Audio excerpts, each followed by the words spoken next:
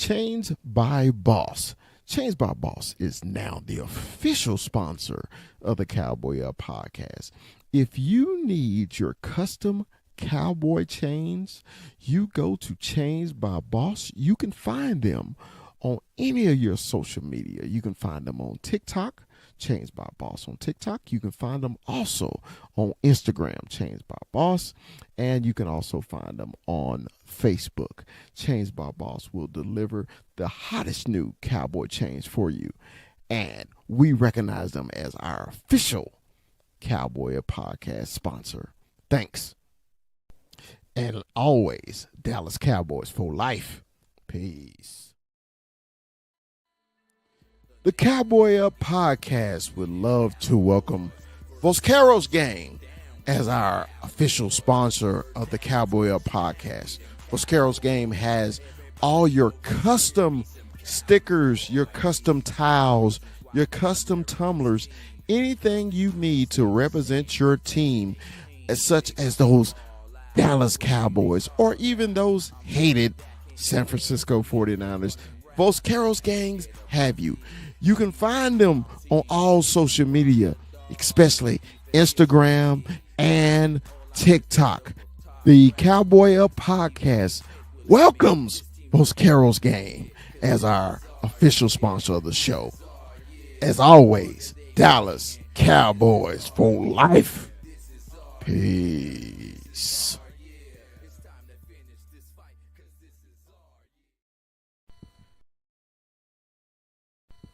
The Cowboy Up podcast welcomes Dominion Custom Clothing. Cowboy fans, if you need your custom suits, your custom sportswear, Dominion Custom Clothing is the company for you. Dominion Custom Clothing also offers a free mobile service to your home, to your business for suit fittings and fabric showing. Dominion Custom Clothing has been a clothier in the Dallas-Fort Worth area for the last 20 years. So if you need that suit for the night out on the town or the tuxedo for the prom or special occasions, Dominion Custom Clothing is the company you have been looking for, and is always Dallas Cowboys for life. Peace.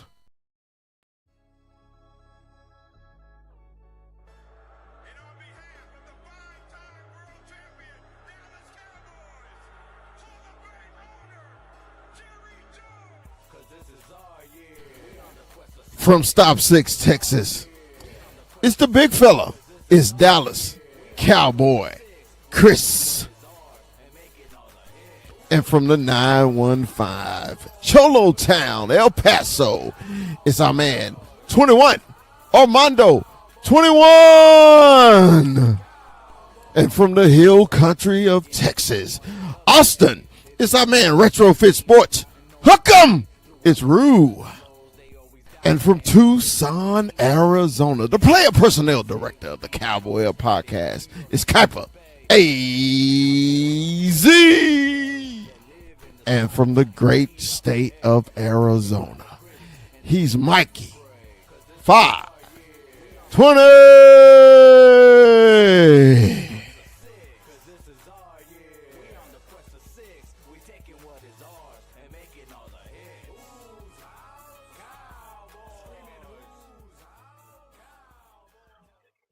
What's up? What's up? What's up? Hey, man, y'all know what today is. Today is Tuesday. What happens on Tuesday? It is the Cowboy Up podcast. I'm introduced to the crew today, man. We got a special guest today, man. Our man, he's from Texas, but he live in somewhere up north, man, Kansas, Arkansas. What are them things? Hey, it's our man in the Cowboy Corner. What's up, Mike? What's up, Mike? What's going on, you guys? Thanks for having me. Thanks for sending the link. Thanks for having me. All right, man. And from the great state of Arizona, it's the player personnel director of the Dallas Cowboy Up podcast. It's our man, Kuiper. Hey, Z. What's up, Kuiper? What's up, big fella? Same, And cold chilling in the place to be. Hey man, and also from the great state of Arizona, man. It's our man, it's Mikey 520. What's up, Mike? Oh man, excited, man. Missed you guys. Missed you guys. Just another stop six production, another event, another Cowboy Up podcast. Tell your friends about us.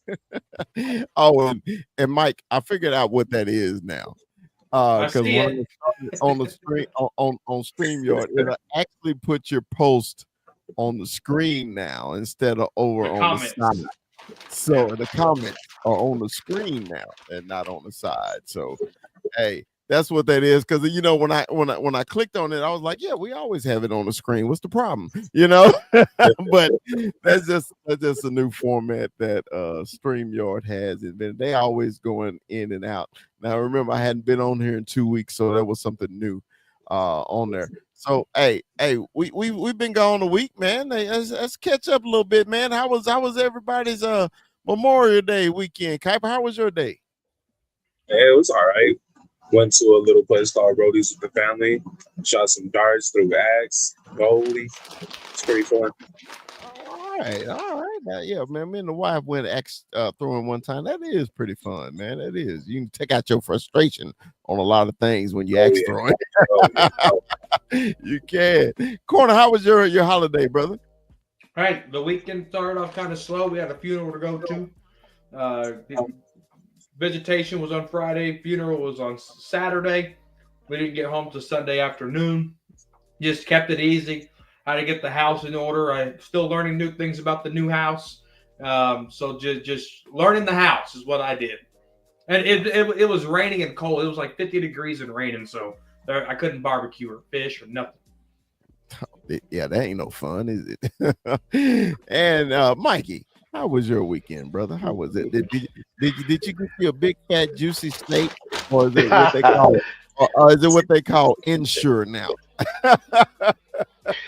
I'm eating like a 70-year-old man right now, sir.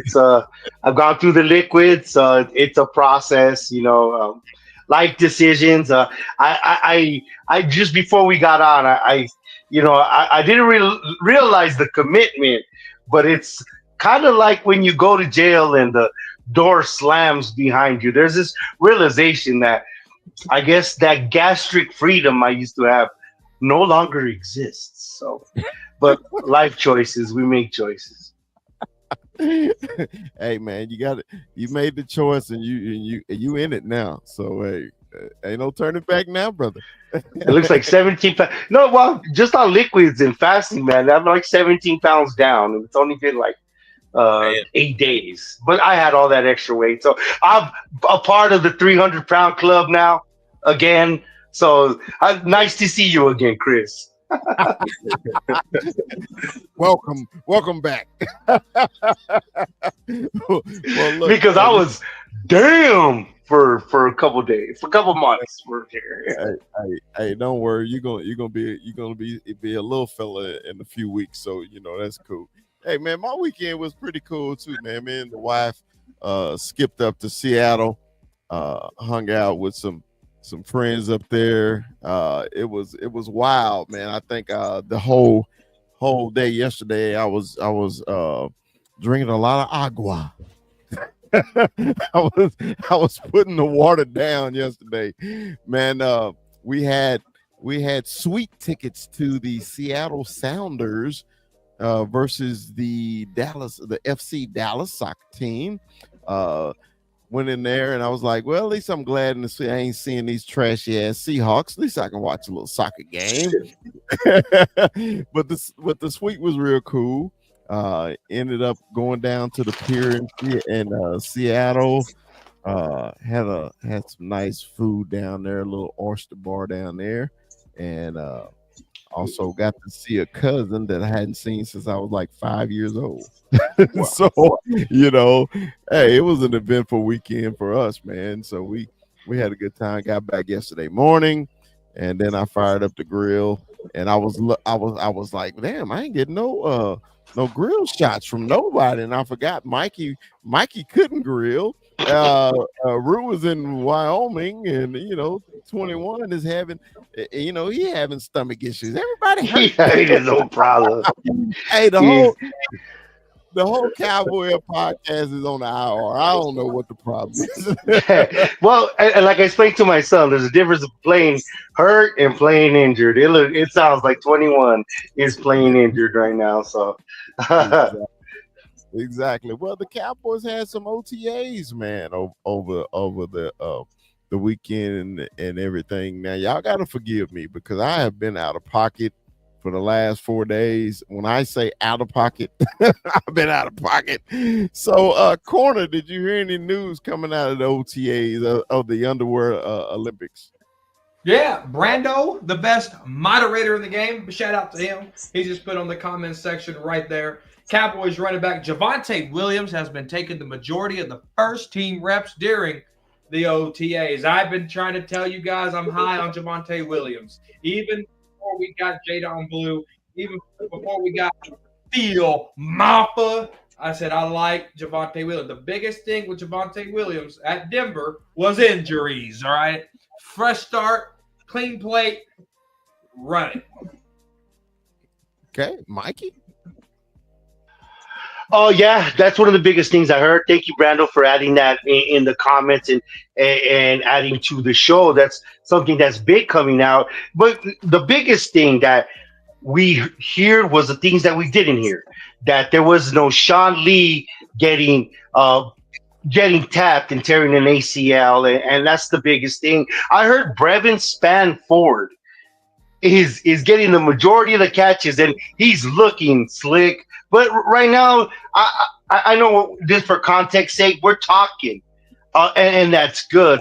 But the bless is more with our big guys, and I'd rather hear good from Brevin Spanford than hear nothing at all. So that's the little tidbit I've heard from OTAs. If anybody that you wanted to hear was having any kind of production, and I haven't heard that much from our linemen, but that's neither here nor there. Hey, Kuiper, I know your knowledge, man. Give us a little backstory on Javonte Williams that people don't know him. Bro, he's a big boy, man. The biggest thing that I love about him, he doesn't fumble the ball ever. This dude has a really good carrying to him. He's a power banker. That's all he really is. But he does have good hands. You can use him on third down. He's got decent hands. I love the mix for him. This is your guys' James Conner, your version of James Conner for your offensive coordinator. I always loved this match. I thought it was a heavy. Okay. Yeah. So, And he's still, man, what, 24, 25? yeah, I know he's young because didn't he get hurt last year in Denver? Is that the reason why they let him go? But he hurt like mid-season. Before that, he was doing pretty good in Denver. Well, his ACL tear was 3 years ago. So, timing wise, and the way you smoke a turkey, it's about time you start basting. And yeah, I want to stop talking about food. Why are you talking about food, Mikey? You gotta stop, man. You gotta stop. Now, Cowboy Corner. Now, I know you said you always you've been high on Javonte Williams. Tell me why you so high on him, brother. The way his running style is, he's a physical bruiser back. All right, he can whenever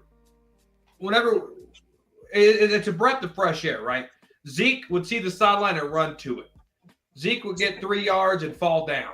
This guy here, as soon as he gets contact, he's looking for extra yardage. As soon as he sees the hole, he's hitting the hole. Right. It's a breath of fresh air. It's something that we haven't seen since, dare I say, Tony Pollard, and that was just 2 years ago. All right. The running back room has been a complete mistake, a complete wash. We got fresh legs. All right. Your three running backs, it's easy. Javonte Williams, Jadon Blue, and Phil Maffa. Bye-bye, old, dirty, fumbling running backs. Well, I got to step here and defend Zeke for a second. I understand the last taste of Zeke, the last 4 years of Zeke, yes, but we got to remember. Speaking of Seattle, of Zeke looking for contact and taking on Cam Chancellor, and he never went back. I understand there was gradual deterioration, and Father Time whooped his ass. But we got to defend Zeke just a little bit. We just a little bit.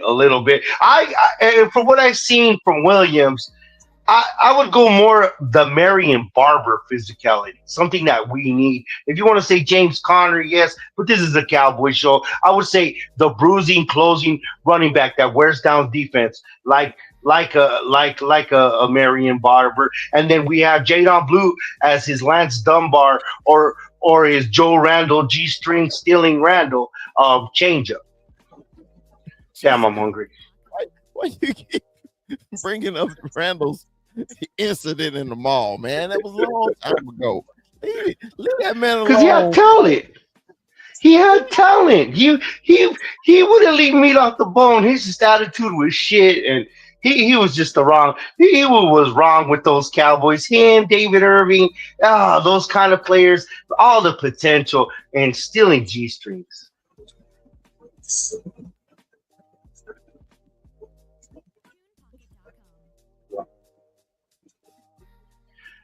So what's your take, Chris? What's your take, Chris? Is Chris He froze. I think he's froze. Well, anything out of OTAs or anything that you've heard out of the league, particularly, considering what's going on with the Cowboys, anything interesting that you've heard? Of course, the Cowboys get sucked into situations that, okay, with the fish report, already with Adam Schefter's, with the rumblings of who? Jalen Ramsey. Anything you've heard, can anybody report and tell me anything? Tell me. Nah, man, I don't really think he's gonna move on this year. I think if anything, he'll get maybe mid-season trade. But there's always been rumors since last offseason. There's been rumors about him getting traded. I don't think it's gonna happen, honestly. At least not until mid-season. Maybe in a week 8 trade right before the deadline. What about you, Corner? What are your speculations? What is your intuitions? And what do you really want? Do you see? Is it tangible to get Jalen Ramsey for the price that he demands? Do we have collateral to give up? Because the Dolphins are going to want a pretty penny. Have we given up all the pennies we got, considering the wide receiver we got for trade, for our assets, as well as our Joe Milton quarterback that we got? Do we have any more assets? What do you see that we have, or do you even want this on our team? I'm going to tell you the asset, and you guys ain't going to like it. As soon as Trayvon Diggs is cleared from injury, it's going to be a cornerback swap, period. It's going to be Jalen Ramsey for Trayvon Diggs, contract for contract, player for player, no draft picks, no equity, player for player. As soon as Trayvon Diggs gets cleared, he's gone, and Ramsey's in.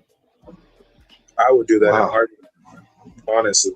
Yeah, I think it bring a dog mentality. I personally, it's what the league does. It's what agents do, always using the Dallas Cowboys as leverage for their clients to either get more money, get where they're at. Sometimes it's much ado about nothing, but lately Jerry's been doing stuff, but that doesn't sound like a bad idea. It really doesn't. Here's why. Trayvon Diggs checked himself out last year when he put himself on IR. It took Jerry, Steven, Will, and Coach McCarthy by surprise when he announced that he was going to be out for the rest of the year. They were like, wait, what? That was a Trayvon Diggs thing. Jerry don't play those games, bro. Jerry don't play that. When When Trayvon Diggs gets healthy, he's gone. And that's how we're going to get Jalen Ramsey here. It's a real rumor. And I wish I was on the show the day before we traded for George Pickens. I could have broke the news to y'all that it was going to happen. You were in Bobby Bell's tier, right? Because everybody gives Adam Schefter the credit, but it was really Michael Cowboy Corner and Bobby Bell hand in hand breaking the George Pickens news. So all these sources get off. Our guys are on. But back with Jalen Ramsey, Chris. What do you feel about the rumors? Do you think it's tangible? Do you think it's possible? Do you think it's just bullshit? Like I said earlier, agents always use the Cowboys as leverage and players just to get what they want or to get out. What do you think about it, Chris? Remember what it was? It was that dilemma: Ezekiel Elliott or Ramsey. Ezekiel Elliott or Ramsey. You remember that in that draft? And we needed a running back terribly then. I know Corner wasn't in favor of the running back at the time. I knew you wanted Ramsey too. My whole thing is with rumors, man. You don't know who to believe. It depends on who's starting the rumor. Okay, if it's one of the big wigs at the networks or the people that we do trust, I believe it. But if it's just some random guy on Twitter saying, "Hey, the Cowboys," we get that a lot. You know what I mean? And Cowboy fans are run with that nonsense. But let's say if it's true. Okay, if it's true, I would think it'd be a great addition to the Cowboys secondary because it was one of the weak points last year because everybody got hurt. We don't know what Diggs is he gonna be healthy or not? Is Bland gonna be 100% healthy or not? We drafted the corner, the kid from East Carolina that Kuiper loves. That he Rebel Jr. He actually mocked it in our mock draft. So he hit on that. Okay, so if it is true, hey man, you got to keep getting richer, man, because we are playing against some hellified offenses in this East. Cowboy fans, if you want to admit it or not, the Commanders got a hell of an offense. The Eagles got a hell of a fucking offense, and the Giants are getting better. So if we can get better in the secondary, that's all I'm gonna give them. They're getting better. If we can get better in the secondary, I'm all for it. Now, I don't know. Corner is he under? How long he got left on his contract though? Do you know? Let's look it up. Give me 2 seconds. If he got a couple years left on it, I'm all for it. But if he got like that 1 year like Pickens got, I don't know if I want to go through that because if Pickens show out, he gonna want money, right? But let me get you at this. If he's just a random player to get us that number 6, even if we're in cap hell, I swear to God, we've been living 30 years off the last one. I wouldn't give a shit. You know what I mean? I'm with you there, Mikey. Hey, Mikey, I'm with you there. But it seems like other teams have been surviving. He got 4 years left on his deal. Okay. Including this one. So any guaranteed? If the rumor is true, go get him. Go get him. Go get him. And then all in would mean something. Like I just lie to me. Like, don't tell me, Jerry, just do. If that happens, all in, he meant all in next year. That's what he meant last year. And what do you feel about the proposal that Cowboy Corner just laid on the show with when Trayvon Diggs, and he has a documentary on YouTube coming up. It's called Number 7, to clap back at Jerry for his rehab. 7, right? If 7 gets healthy and they trade him straight up, what do you think about that, boss? Straight up for who? I'm sorry. He said player for player, like Champ Bladley, Clinton Portis, player for player. I'll take it. And the reason why I love Diggs, don't get me wrong, I'm a Diggs fan. I know a lot of people aren't Diggs fans, but sometimes he take too many chances, and when he take those big chances, he get burnt. Okay, my whole thing is, hey, how many games did he even play last year? Diggs, 5? Did he play 5 games last year? Or was it 4? He didn't play a lot. And he checked himself out. He everybody, he blindsided everybody. So Diggs got a big old contract, but if we doing player for player, I would take Ramsey, and I'm sorry, Diggs. I love you, but I would take Ramsey over Diggs. I And, would. and, and, I'm all about improving the team. Period, brother. Go ahead, Mikey. and can I piggyback and move forward with this conversation with the lack of institutional control that Mike McCarthy had, having Brandon Cooks go get freaking shots, baboon knee shots in New York, and you have this guy checking himself out. Is Shoddy the new Shoddy that we need to take? And do we trust Shoddy? Are we trusting Shoddy? I'm How gonna are leave you that up. trusting? Cowboy Corner, tell me, do you trust Shotty? You know what, guys? I'm going to be honest with you. And I'm going to give you an example. When Mike McCarthy got hired, I didn't drink the Mike McCarthy Kool-Aid. Okay. When Dan Quinn got hired as a defensive coordinator, I drank all the Kool-Aid. With Schottenheimer, I was sipping Kool-Aid. Now that I'm watching what Schottenheimer has done in the last few months, I got pictures of Schottenheimer Kool-Aid. I'm downing the Kool-Aid of Schottenheimer. I like the way he's talking, and I like the way he's walking. He's going to dinner with his players. He was in the schedule release golf tournament, hanging out with his players, even getting to the live stream, answering fan questions. He's going on dinners with these guys. He's getting to know these guys. Culture starts now. Culture started the moment he became the head coach. And he's doing everything right to build this up. I 1,000% am starting to trust Brian Schottenheimer. Well, let me pick it back off you, bro. Because I was one of those was not in favor of the hire. Okay. But once they hired him, I had to say this. I gotta give him a chance because we ain't seen him coach yet. So I can't dog him out and bust him up if I don't know. First of all, hold on. Hi, mom. Everybody say hi to my mama. Hi, mommy. Hello. Anyway, so I gotta give him a chance, Mike. I'm with you. I gotta give him a chance. Okay.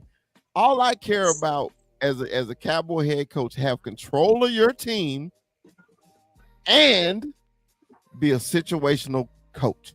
Know how to go in at halftime and change the game plan if you have to, okay? Because it seems like the Cowboys coaching staff don't have that, hey, man, this ain't working. Let's do this now, okay? Or we seen it if the people up in the booth will say, hey, this ain't working, guys. We need to do this. So, Kuiper, what do you think about the new coach, Shot? Do you like what he's doing? I think it's okay to be buddy with players and to go with all go to all these events, but at some point you can't be too buddy with them. You have to lay a little bit of keep yourself a little distant from them, man. The Cardinals had a buddy head coach. Okay, I know what buddy head coaches do, and his name was Cliff Kingsbury. Okay. We were one of the most undisciplined teams in the entire NFL, and nobody respected him. What I'm worried about is if Schottenheimer is gonna be too buddy with these guys, and I am rooting for him. I am rooting for him because to be in the NFL this long and to finally get your shot, that I think that's pretty awesome for him. But I just worry about being too buddy. Okay, corner, and then Mikey, you're next. Go ahead, corner. I saw your hand. It's not buddy. When I said that, I didn't mean buddy.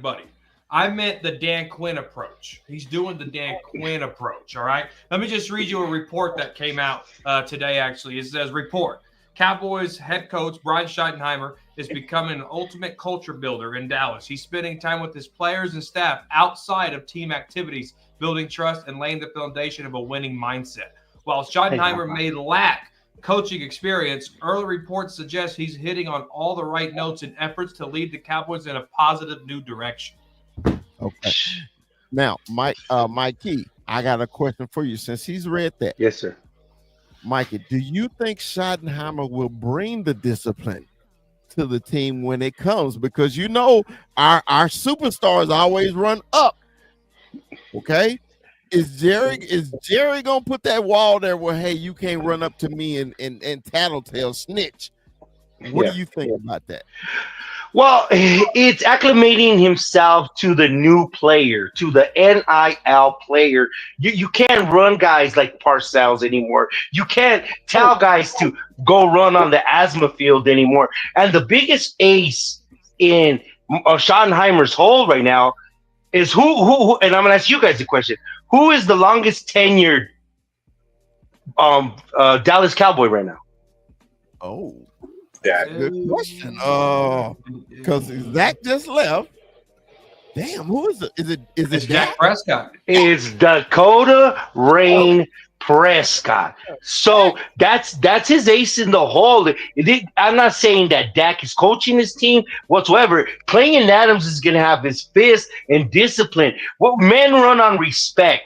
And him acclimating himself and being a part, I guess it's very easy to do that after Mike McCarthy leaves. I guess after Mike McCarthy leaves and getting his massages, he leaves bad taste in his team's mouth. So this is kind of easier for Shotty. And think about this, and I know COVID had a lot to do with it, and of course, losing Dak Prescott had a lot to do with it.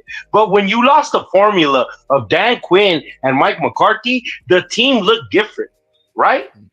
Yes. So it's that element that Q brought. Q listened to more modern music. Yes, it does matter to be relatable to players. It does matter that your players could talk to you. But if you're out of sync with your players and then there's this trust, then they'll play with you. It's this imaginary thing, this tribal thing we have as men. We do. We need to believe in some sort of delusion sometimes to have high aspirations to get a collective goal together and compartmentalize. And we're all different, so we got to buy into some shit to actually respect each other. And once there's no respect, and once they see you're phony, you're gonna lose the damn team. And I think this is what Shotty is really doing, and that's why he got the job. He has the report, and like I said, his ace in the hole is Dak Prescott. Go ahead, corner. And I will say this, and keep this Schottenheimer talk going. Schottenheimer told Dak, if you throw a pick at practice, you're on the bench.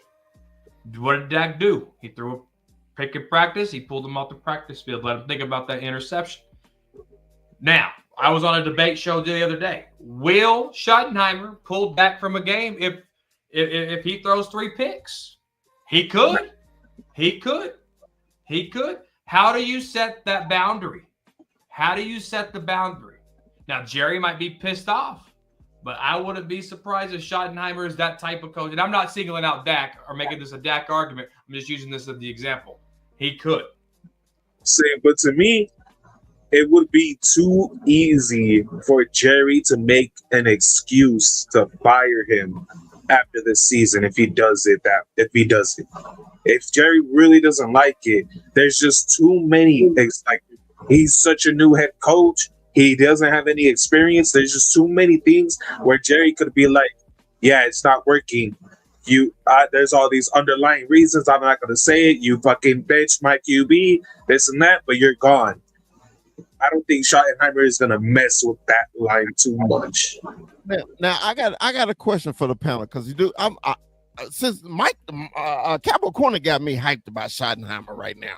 Okay, I'm really hyped about this.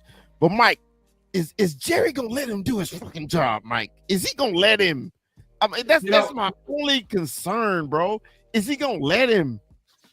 So if you look at the trends of what Jerry has let his coaching do, all right, he let Mike McCarthy bring in Mike Nolan. He let Mike McCarthy bring in old ass Mike Sirianni. We knew Mike Sirianni wasn't a good lineman coach. Jerry allowed him to stay, and Mike McCarthy, they went together, right? I think Jerry is giving these guys a bigger stick in that room than what we're seeing. Because if you look at the way they draft, you look at the way they're able to coach and do different things, the way Mike McCarthy was talking, the way Schottenheimer's talking and walking, right? I think Jerry said, go get your staff. This is your team. Now, with Jerry being the general manager, Schottenheimer will say, hey, I'm thinking about doing X, Y, and Z here, and this is what I'm doing as the head coach. GM Jerry can say no, or GM Jerry should say, this is your team, right? Mhm. So I think Jerry has allowed coaching to do this. I mean, Mike McCarthy, it took him a long time to suspend Zeke for a game, right? But he actually did it. There was no repercussions from Jerry Jones on that. So I think just the coaching, like Mike McCarthy, it all depends on what type of coach you are. Let Schottenheimer do it, and I think Jerry's going to let him. And I think Jerry's let other coaches do it. They were just too timid. Rue, welcome to the show, baby. How you doing? I'm sorry, boys. I'm sorry, man. I had a date with Troy Aikman earlier. Mission accomplished. Mission fucking accomplished. That was a beautiful thing for me. I'm so happy for myself. I'm not even gonna lie. I've been waiting to get that bobblehead signed for a hot fucking minute. My Stars are fucking losing right now, but Robo finally got a fucking goal, so maybe he can match this thing up. We're only down 2-1. Game's not over yet, but they gotta win today, baby. They gotta win today. I got to give you props, Rue. I would have been a fanboy. If I'm not a big fanboy when it comes to like ex players and autographs and stuff like that, but when it would come to Troy Aikman, I would become a big ass fanboy. I would come to tears. I swear to God. So you held yourself together. I called that man legendary. I thanked him like 10 times. It was, bro, it's fucking Troy Aikman. It's Troy Aikman. And hold on, because I got to show you now since he busted. Yeah, he's my first jersey. So and why Rue is doing that in the chat? Who is your fanboy Cowboy where you would fanboy out? I'll tell you who mine is. My fanboy is 79, baby. Roger Staubach. That's my fan. Oh yeah. Right. I'd fall out on that's your quarterback. I don't blame you. I don't blame you. But I'm telling you, he walks on water.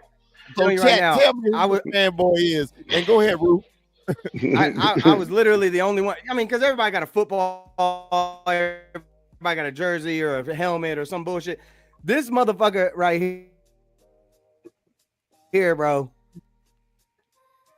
That's badass. Hey, he has the slow-mo effect on the bobblehead like it was perfect. It was perfect. I'm not mad. I'm not mad. Bro, it was so easy. I was literally in and out. It was fucking perfect. Somebody had a fucking Wheaties box from 1993 unopened. That thing was in immaculate condition. I was shocked. I was like, bro, how did you keep that so nice for so long? That's a 32-year-old box of cereal. That jersey, a subscriber of mine mailed that to me, and it got here Saturday. Oh, that's awesome. That's awesome. He dropped like $250 on you easy. Like shout out dude. Leo. No, it is a clean jersey. You can see the stitching, you can see the color and everything. But let's get back on topic, and what we were talking about the system, the system, and what do we trust Shoddy? Do you trust Shoddy? What is the things of Shoddy that you've seen so far, Rue? Got you believing him or not believing him, or the Cowboys going forward into training camp? So with Schottenheimer, man, the biggest thing about Schottenheimer for me is I fell in love with him the minute I found out everybody he was hiring. Every hire that he made was an immaculate hire. I mean, people can talk shit about Matt Eberflus all they want, but was the Bears defense really that bad? No. Their offense was abysmal, but that man can coach defense.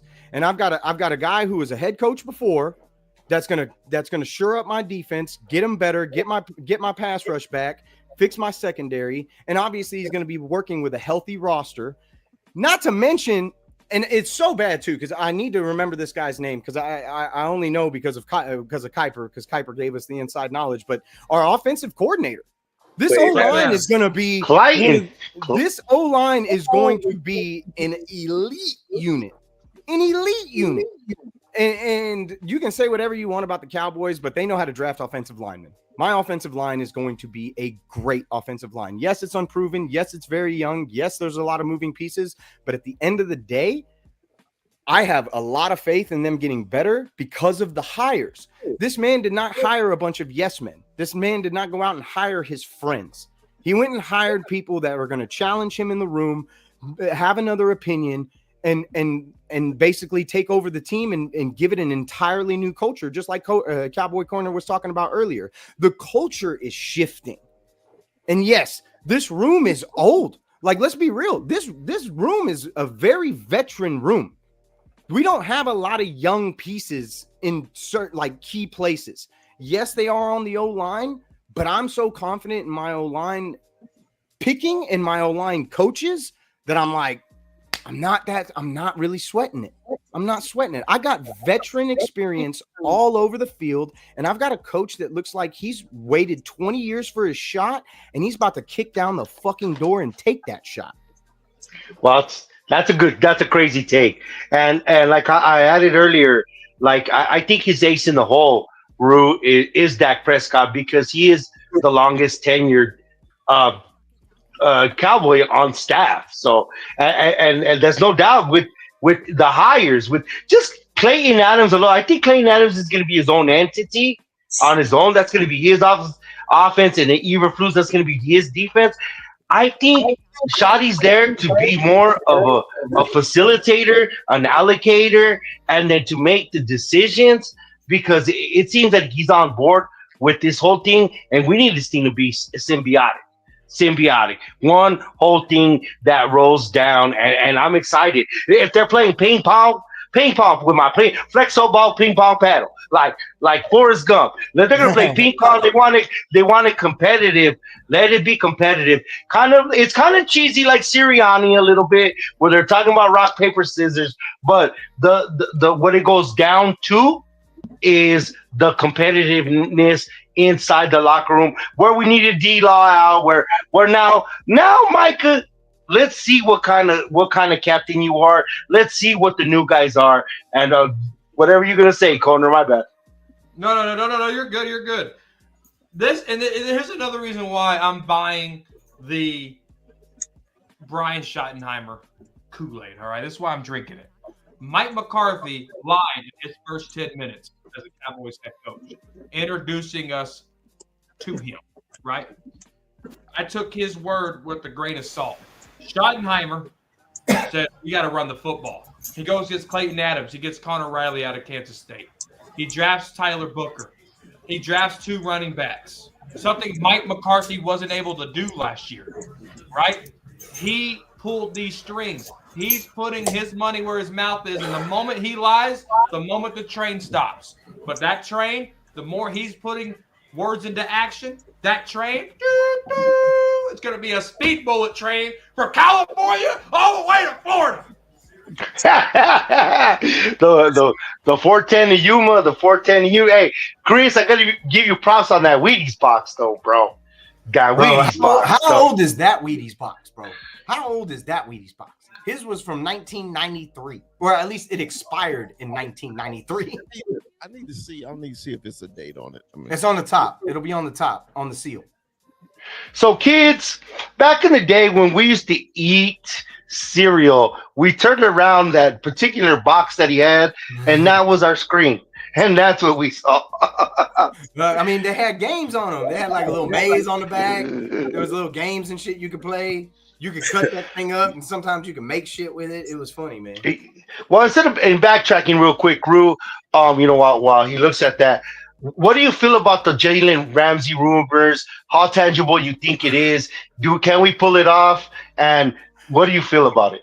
So yeah, I wanted to talk about this, and I'm so glad you brought this back up. I cannot believe what I am fucking hearing on this show.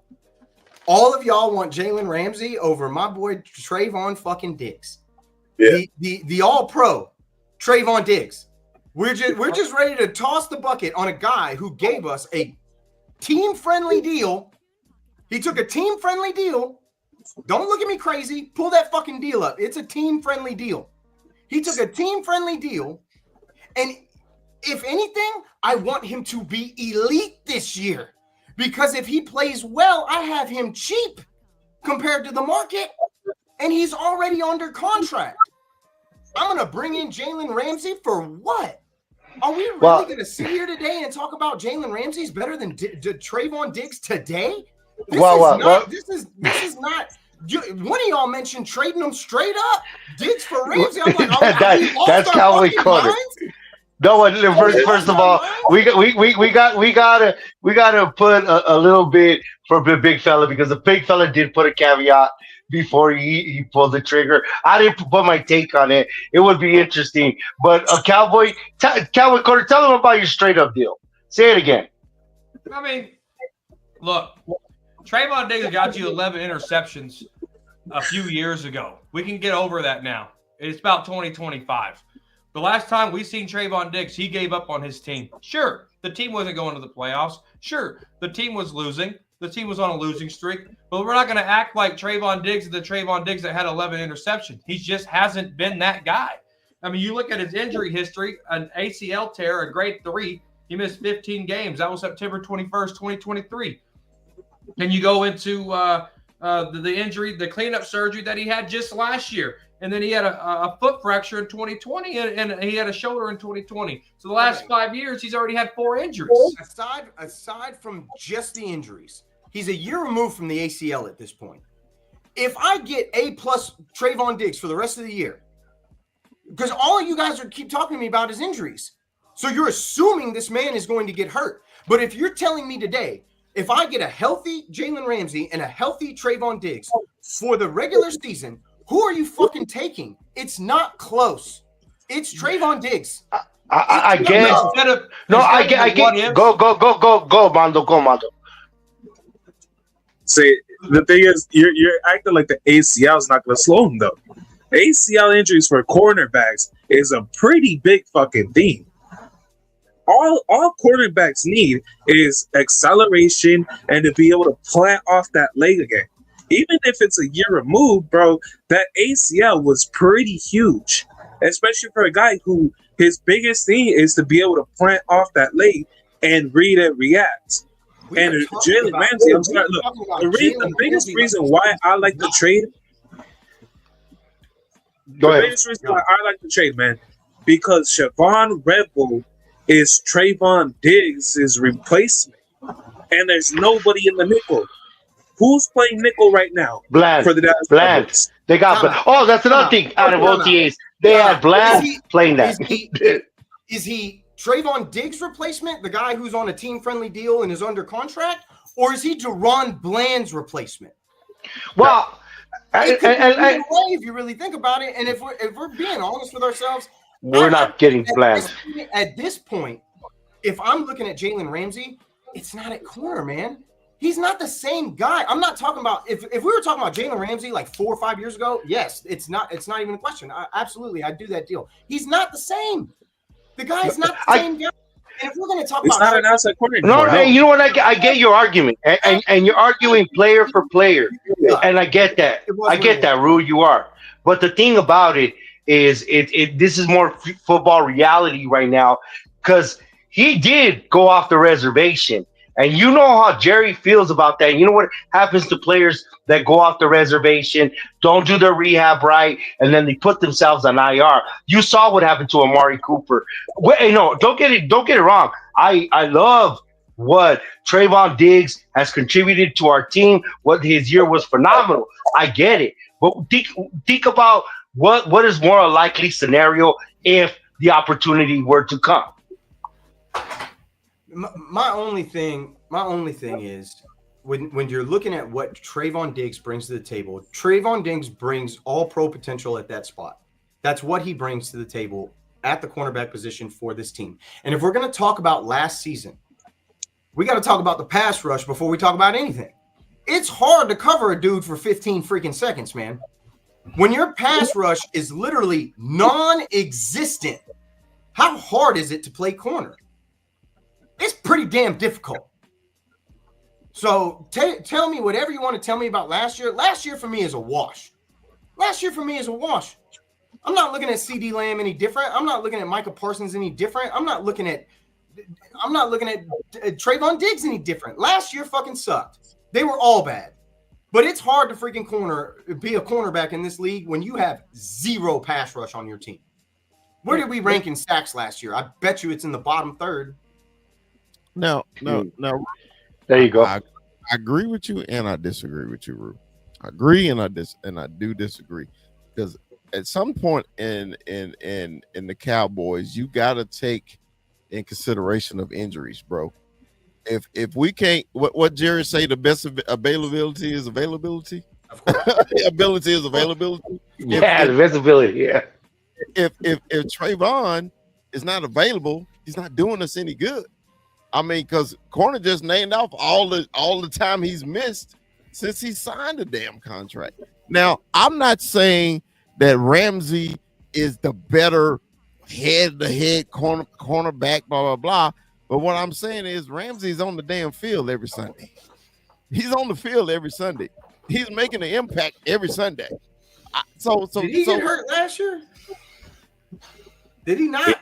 Much time if he It did. seems like nobody gave a shit about the Dolphins after a certain point. They're in the Bermuda Triangle of the AFC East, so it's crazy to think. But and then it leaves, like, since we're talking about the cornerback, right? It does leave Deron Bland in a peculiar position, and as we're talking about money and Rebel Jr. and going forward, do you see the Cowboys giving Deron Bland his money, considering all the money we have to allocate to everybody else? I think he's a lost player. What do you guys think? Well, hold on. I can't let Rue slide on this. He said that our defense was bottom third in sacks. I'm sorry, sir. They were third in sacks with 52. Last year? Last year. I'm not going to let you shot. No shot. Google's free, dog. No shot. Damn. Hey, shout out to Voch Lombardi. Shout out to Voch Lombardi with that one. Don't call me Voch Lombardi. Don't ever disrespect me like that ever again. I actually had a conversation with him yesterday. It was pretty cool.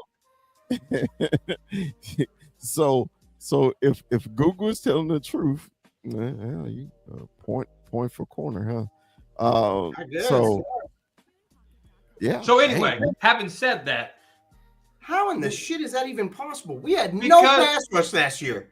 You're gonna tell me we had pass rush last year? That doesn't even make sense to me. It didn't seem like it because that must have came in like 5 games. I swear. That must have came in like 6 or 7 games. No, it's because Kuru, we were walking. Remember the walking depression. We were zombies in our football season. While we knew it was gone, we gave a shit, but we didn't give a shit.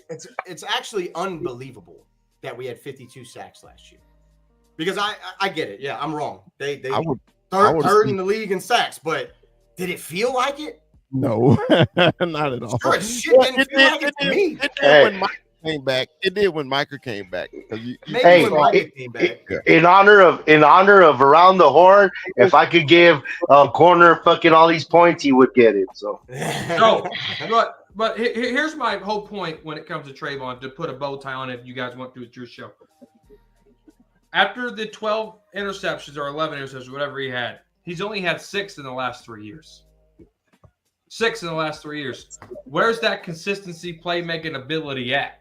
That's what the ratio is kind of high because considering how much games he's missed. If you want to go there, he's a football magnet. Like, you're actually making a good point for him because he hasn't been there, but the little bit time he's got 6 more picks. I just saw. I mean, help me understand. And it's not like when he's on the field that he's like just blowing coverages. It's not like that's the case here. He kind of has blown some coverage. Remember the Patriot game? He's not a man corner. If the guy's getting beat, is it his assignment or not? It's not always his assignment. Just because he happened to be the guy that you saw on the screen, that doesn't mean that was his assignment. He's not a true man corner. It's not like we're sitting here and he's Darrelle Revis. He's not. He's a zone corner. That's what we saw.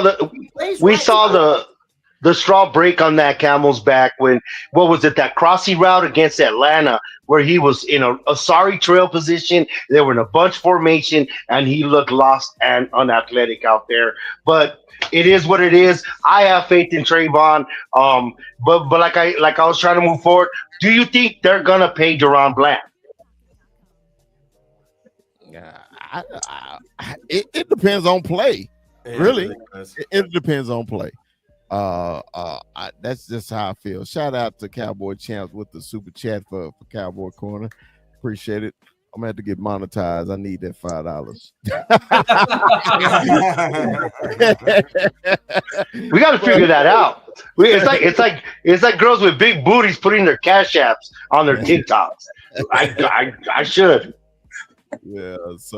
But back to the bland, man. I think it's gonna be performance. I mean, because performances get you paid for the future. Your current performance get you paid for the future.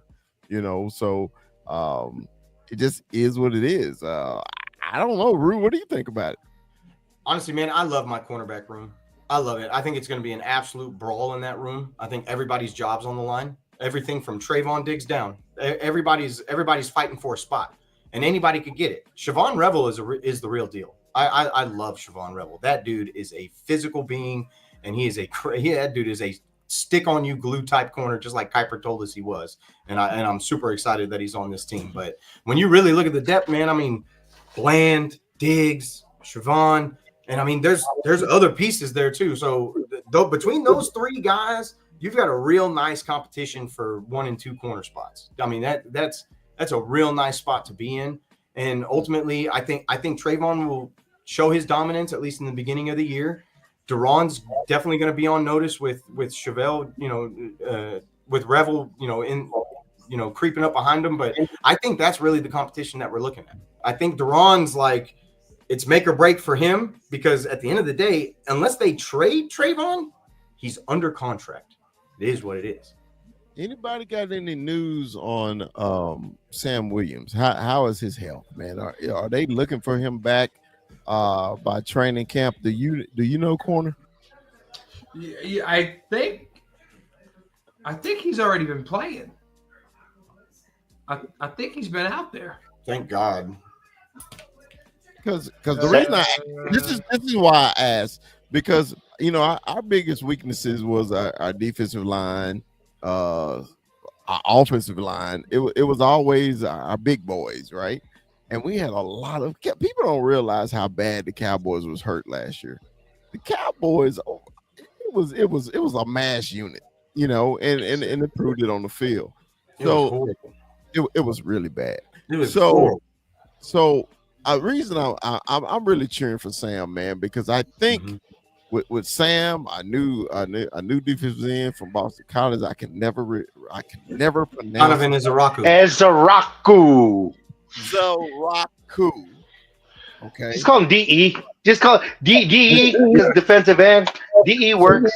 So Ezaraku, and I believe oh damn, why am I drawing a blank? My second round pick last Marshawn Nealon.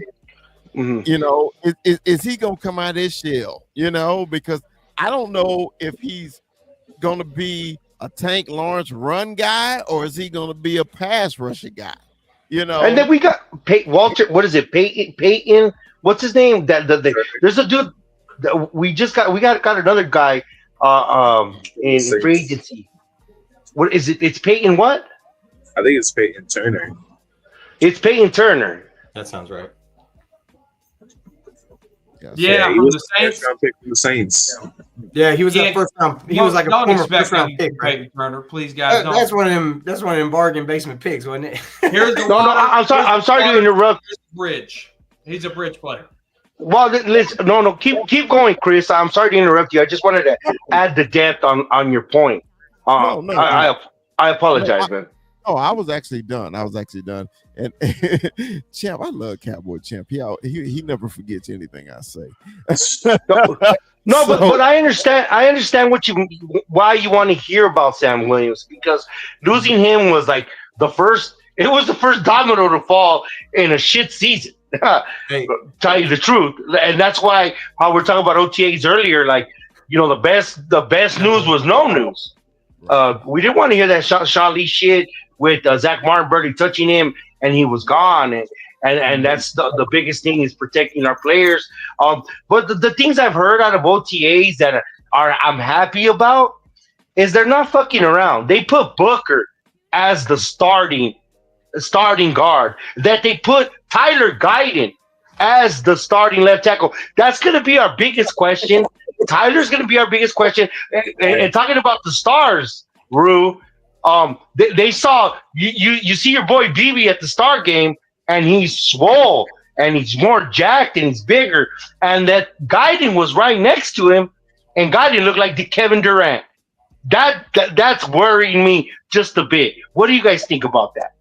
All right. It's the off season, man. They all offensive linemen are always losing weight in the off season. So I'm gonna answer that, Mike, but I'm gonna answer Cowboy Champ's question. His question, he says, Dallas Cowboy Chris, if Dak get hurt and Milton shows out, will you be nervous? Well, this is easy for me. Okay. Milton ain't showed out in the last 10 years of his life playing football. He's not showing out at camp right now. We like Greer. So let me give hey, Cowboy Champs. Let me tell you. Let me give you my background.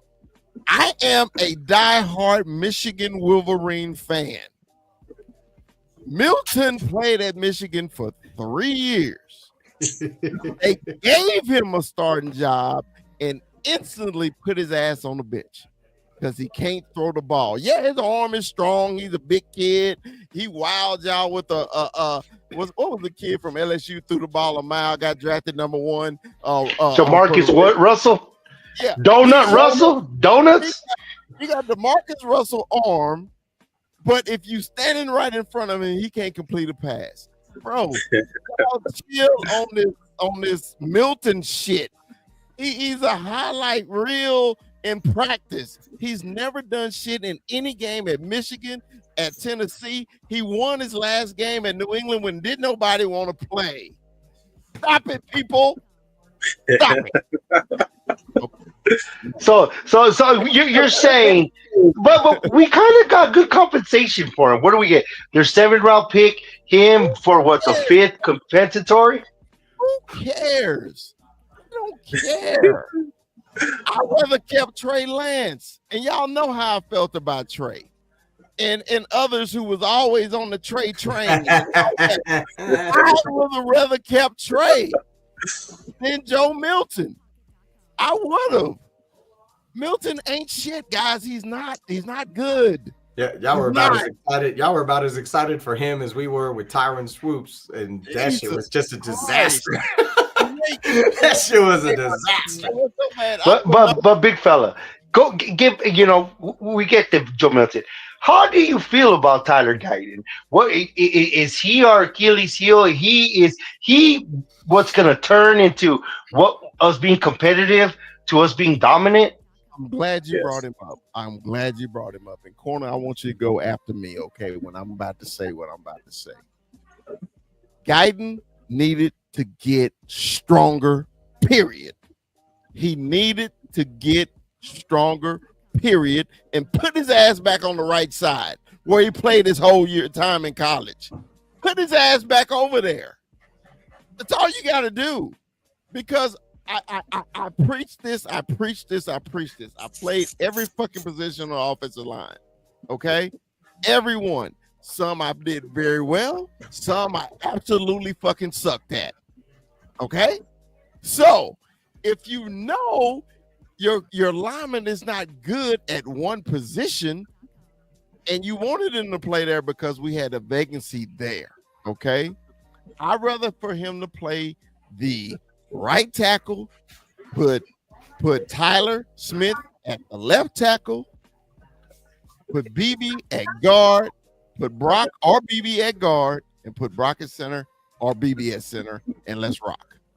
That's how I feel about it. So I just needed Tyler Guyton, to get bigger and stronger. Because bigger as in size and muscle. Because the kid is 6'7", 6'8". He's a massive kid in height. He look more of a hooper than a football player. Corner, what you think? I would agree with you if we didn't have the coaching change that we had. I think when you look at Clayton Adams, a former offensive line coach for the Arizona Cardinals, when you look at Connor Riley, who was an offensive coordinator at Kansas State, and we were speaking of Cooper Beebe because of Connor Riley. I think Mike Sirianni's coaching style hurt Tyler Guyton. Solari. I don't care. He's an old bastard. So if you look at I want to see Tyler Guyton under this new coaching staff at left tackle. I think these two guys is gonna and Tyler Guyton is gonna benefit from those two guys alone. Now, if it doesn't work, big fella, at left tackle, his only shot in the NFL is to go back to right and try it. If it don't work, then he's not made for the big leagues. Yeah, AZ, man, what you think about the guidance situation, man? Man, if you do another year of him at left tackle and he doesn't pan out, he doesn't have some success at left tackle, okay, you are stunting his growth. You're just pushing another year for him to have to show out. He has to get 2 years removed from being at right tackle, where he was all throughout college. And you want to put it like, I get the sense in it, but Clayton Adams, I have every bit of confidence for Clayton Adams to be the one who gets him right, the one who gets Cooper Beebe right. And the Cardinals took the Patriots' backup center for 4 years and turned him into a top 10 center in the NFL.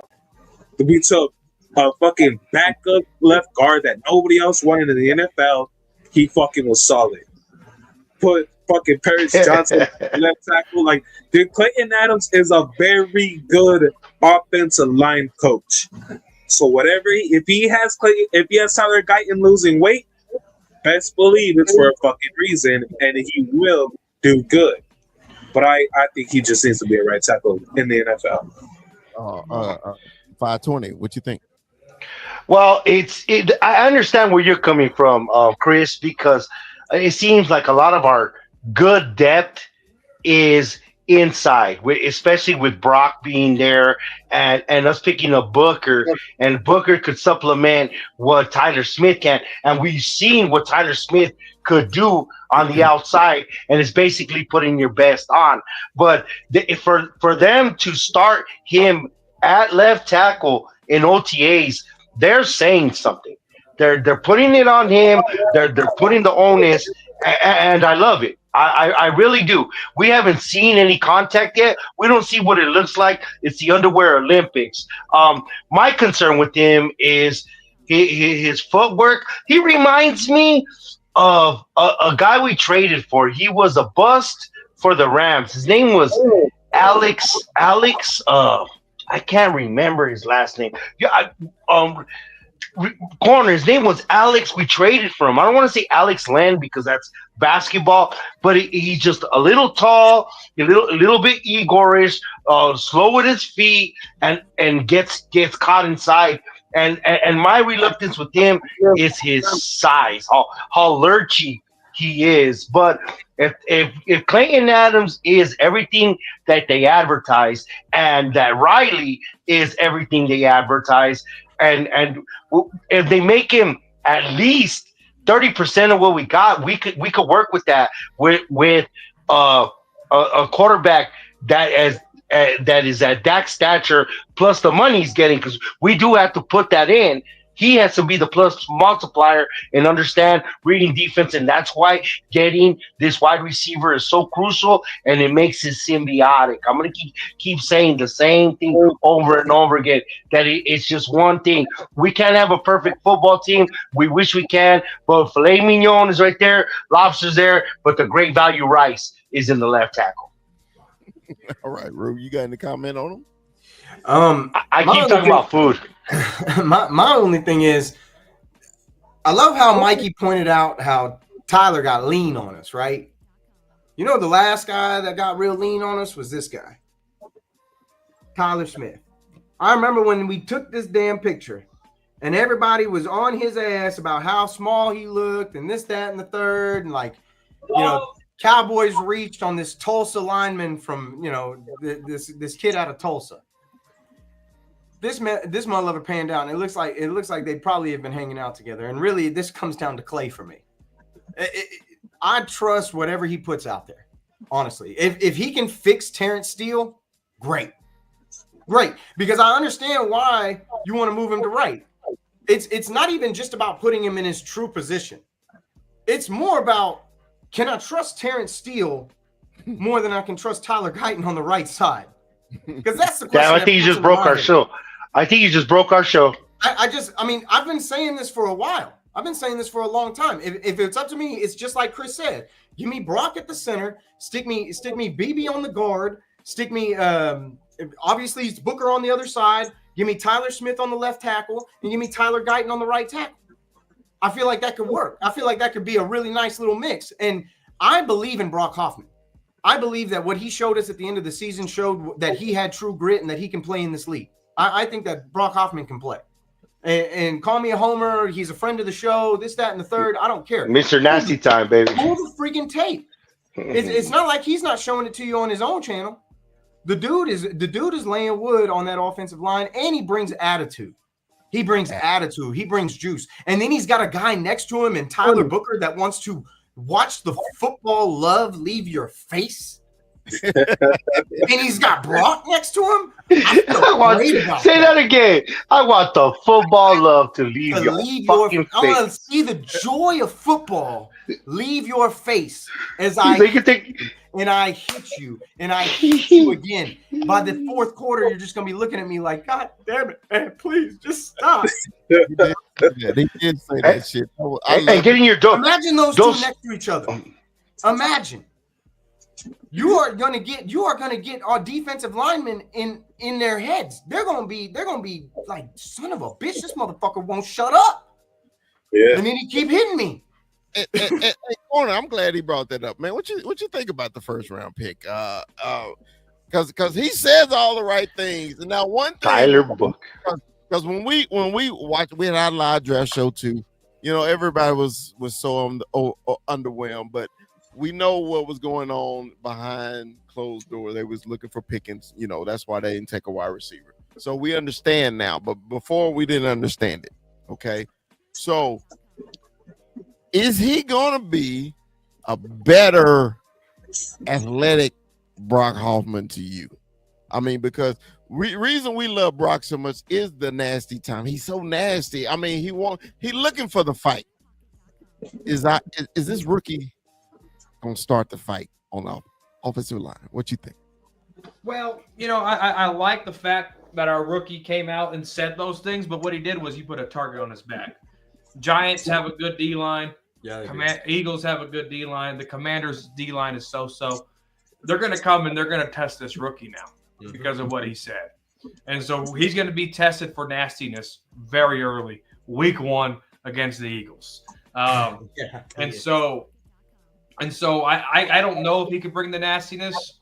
You know, you turn on the guard tape at Alabama. I mean, there's some there, but there's a lot of work that needs to be done too, right? But I like the pick. Don't get me wrong.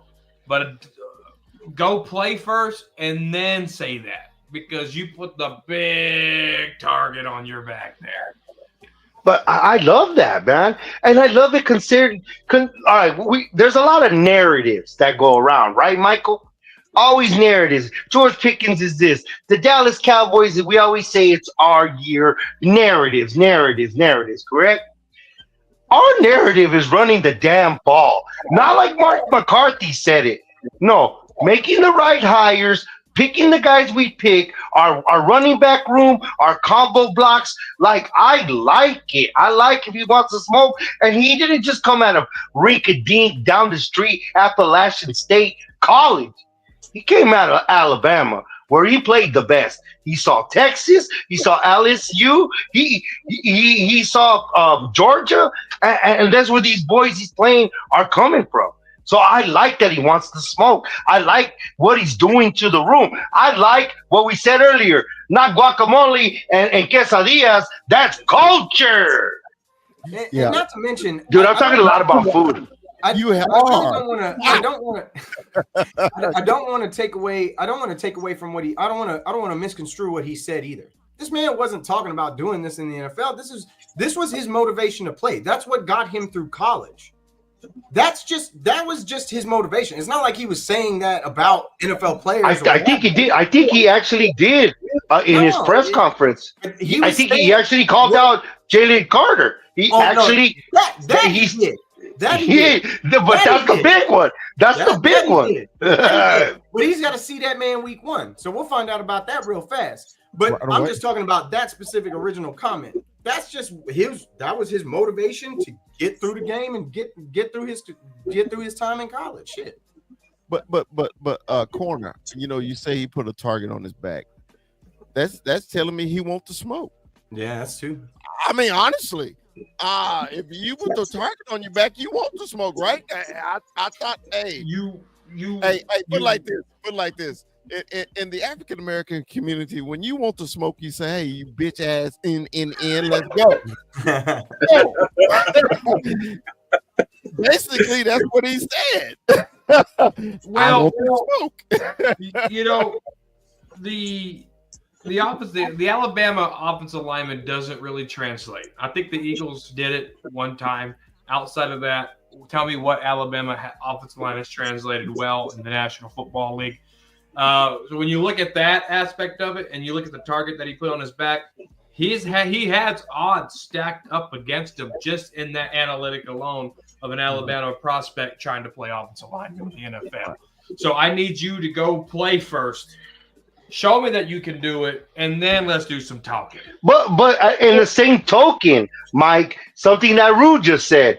When do we miss on these linemen, man? Where do we miss on these? Where does Will McClay? He's the line wizard, and Will I trust. Well, are you trusting him with Tyler Guyton? We just said we want to give him. Hey, dude. Sometimes you hit, and he's not going to hit 1,000, but for the most part, he's hitting 850, homie. Not to mention, I'm not writing Tyler Guyton off yet. I mean, it's been 1 year. Like, give him a second. Like, not to mention, you're coming off a bad year. Like, I mean, it's just a bad year all the way around. He needs some retuning and all that stuff. But with the new guys that we have with Alex at the helm, dude, it feels like it could be a very nice little shift for this O-line. I feel like they did all the right things. If it doesn't work, then we got serious problems. But I have faith that it's going to work, and I have not given up on Tyler Guyton. Tyler Guyton definitely had flashes last year. He had a lot of mistakes, but he had a lot of good plays too. Yeah. Well, let me put this scenario on you guys. Go ahead. Say we're plus 10 wins. We're going into the playoffs. Guyton is our weakest part of our offense. Do you see them calling Tyron and getting him off the couch for just a run? Hell no. For a run. What do you think, Papas? What do you think, Papas? Oh man, he's retired, and for a good reason. It was ass cheeks for the Jets last year. Oh, nobody want to protect Aaron Rodgers. Nobody. He don't even got the State Farm. See, he can't even sign up for a State Farm insurance anymore, and nobody want to protect Rodgers. You know, as much as I love Tyron Smith, I loved him, but we pronounced his tires flat 2 years ago. Okay, Exactly. So we did that. We did. Yeah. Now, don't get me wrong. I love the kid. He ain't no kid, grown ass man. I loved him when he was playing here. Only embarrassing play was against J.J. Watt. Almost got Romo killed, but other than that, he played he's a Hall of Famer. We can't deny that. But when it's time to hang it up, it's time to hang it up. He hung it up 2 seasons too late. Yeah, I get it. But with the same sentiment, if Zach Martin is chilling on the couch, do you think they will knock on Zach Martin's door in December? We're making content. I know it's the middle of the off season. We're finding stuff to talk about. We're just mixing it up. And remember, like, subscribe, and if you like this, tell your friends about us. I'm with you, Boots. The only player I pull out of retirement is Aaron Donald. I'm in on that. But we don't got his rights. But we don't got his rights. I'm just talking about the hypotheticals with what could go on, and on that token, the NFL is making a new award. And big fella, I know you will like this new award. You want to know what the new award is this year? Oh yeah, big fella. What is it's the best lineman award. So it's like a lineman MVP for the offensive line. What do you think about that? Is it going to be named after a certain lineman? If it is, we got big candidates. I would nominate the Larry Allen Award, but that's just here. But who knows? Who knows? Well, I think it's well past due. I mean, you get like in college football, you get an offensive line award. Your best line in college football.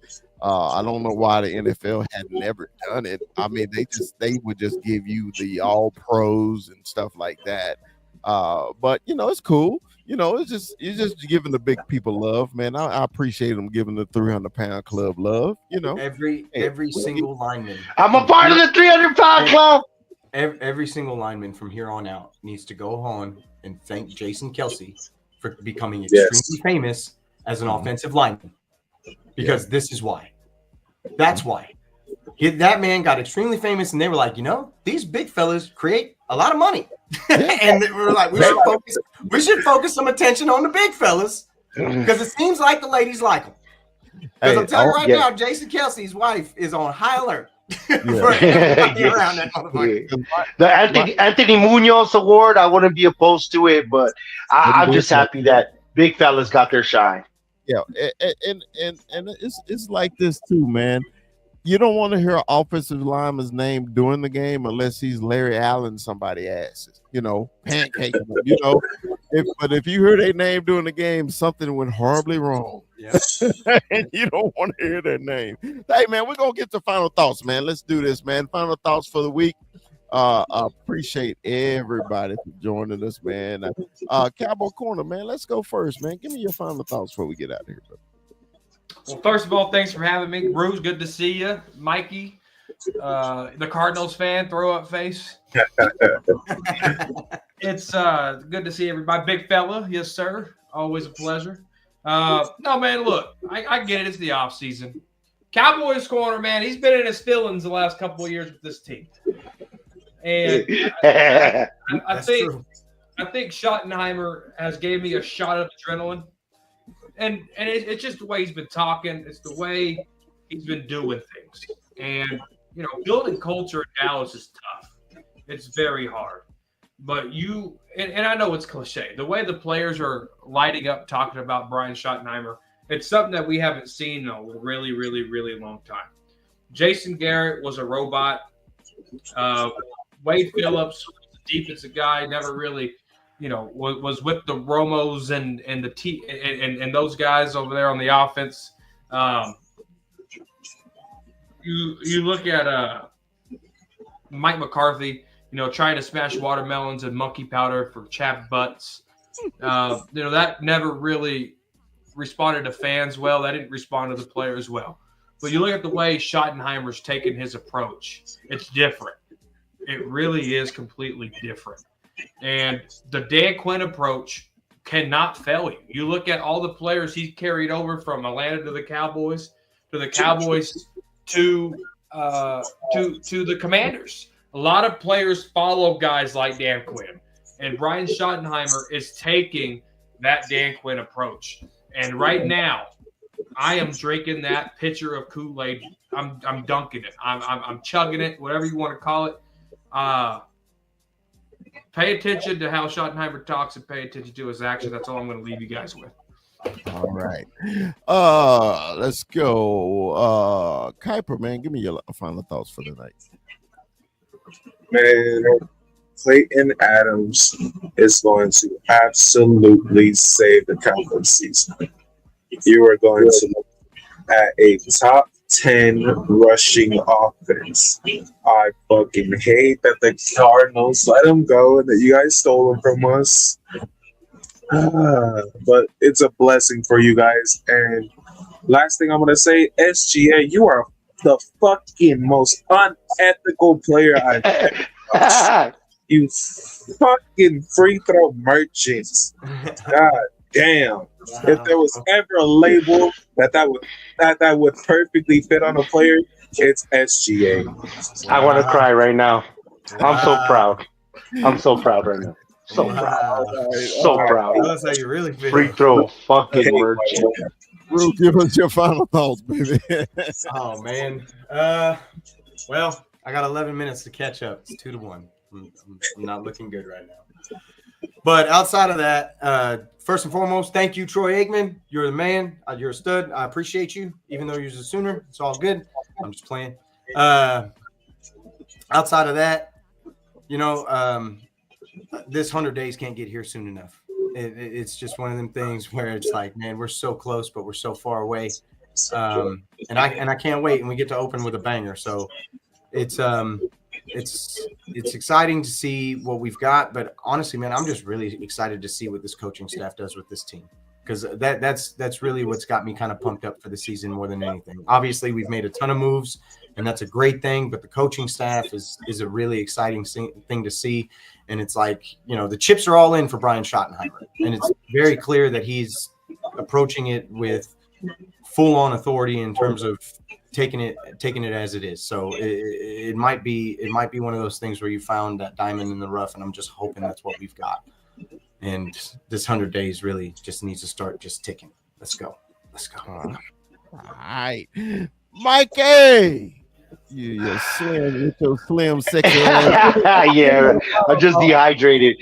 First of all, I want to thank all 32 clubs that participate in the Cowboy podcast through Facebook. Hasta los que los sintonizan a nosotros desde México, Guadalajara, 24/7 Guadalajara. Muchas gracias en sintonizar. Más pega la campana, hit the bell, like, subscribe. We made a show out of nothing. If you didn't see, it flowed very good. I'm appreciative of everything. I'm appreciative of you guys, and the season is coming. Rue, you says it can't get here enough. I would need it to slow down. I need to collect some chips because I got tickets to buy, but I'm excited because I'm so excited of what we have, the way our schedule is panning out. And next week, we could dissect our schedule. Tune in. Always like, subscribe, and support us. And if you like us, tell your friends about us. Tell your friends about us. Look here, man. The big fella final thoughts is football. I love football. I love it. I can't wait. The Underwear Olympics is over. Next thing you know is mandatory mini camps. Next thing you know is training camp. It'll be here for you know it, guys. Appreciate everybody that joined us today, man, especially the followers of Cowboy Corner. Mike is our man. He's an official member of the Cowboy podcast. So whenever we call and we ask, he's on it, man. So appreciate you, Mike, for coming. I always appreciate the player personnel director of the Cowboy podcast. It's Kuiper AZ. I always appreciate him. And man, my co-host, I'm glad that he could slide in. Rue, and also my other co-host, Mikey 520. Man, prayers go to my man. 21, he's under the weather. Y'all think, give a shout out to 21, man, on his Facebook account or YouTube. He's under the weather, man. So y'all shout out 21. He was in the comments earlier. So, but man, yeah, 21. Like I always say here at the Cowboy podcast, Dallas Cowboys for life. Yo, tell your friends about us. Top 6 promotions, productions. I don't get Puro Peachy Cowboys. Puro Peachy. Putos and Peachy's Cowboys. I was waiting for Mikey. Mikey, you know what 21 ain't here. Puro Peachy Cowboys.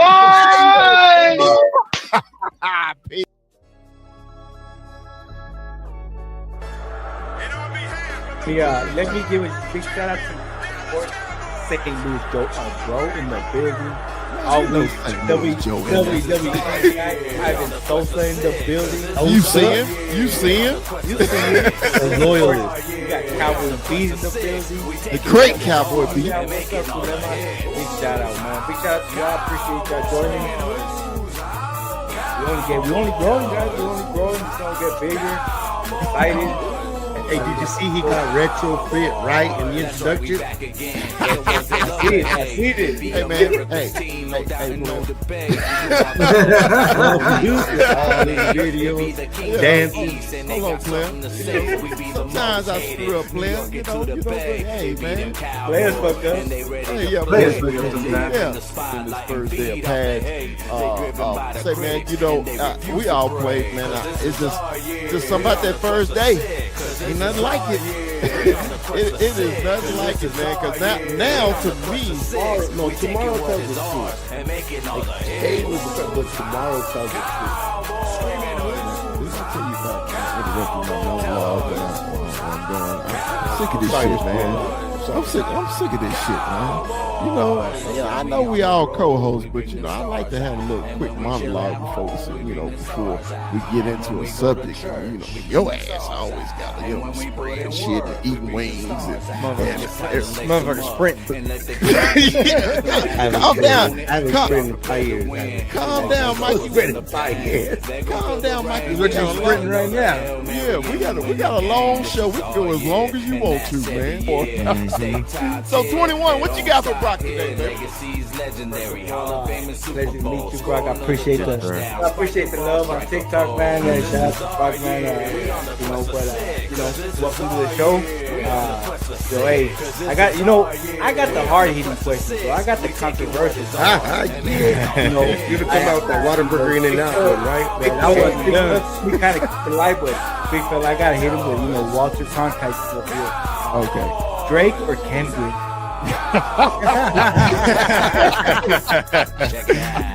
See, okay, I'm gonna be honest with you. I have never really grew up liking Kendrick like that, right? I've always been a big Drake fan, so I'm gonna say Drake, but not like us. Like I was telling Terrence the other day, because Terrence is a huge Kendrick fan. I was like, not like us has me feel like a certain way, because I'm like sitting there like vibing in that song, but it's like this is Drake, and I'm a Drake fan over Kendrick any day. So that's not the only Kendrick song I like. Yeah. And remember, like, subscribe. Don't forget to like. Don't forget to like. If you love us, tell your friends about us. Like.